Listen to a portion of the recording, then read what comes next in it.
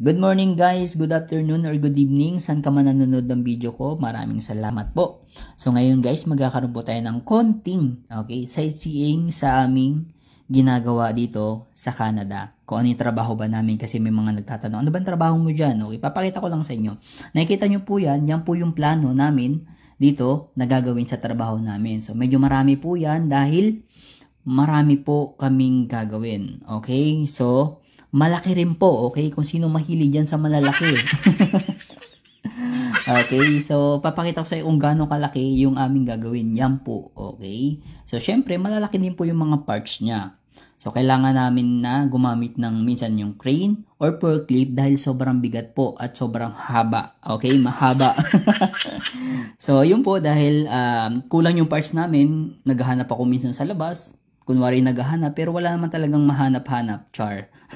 Nasa puso ko na pala yung hinahanap ko.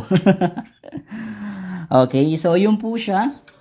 Dahil wala po akong nakita, bumalik po ako sa loob para at least ipagpatuloy yung aming pagkakat. So yun lang po guys. Yun lang naman po yung konting sightseeing natin sa loob ng company.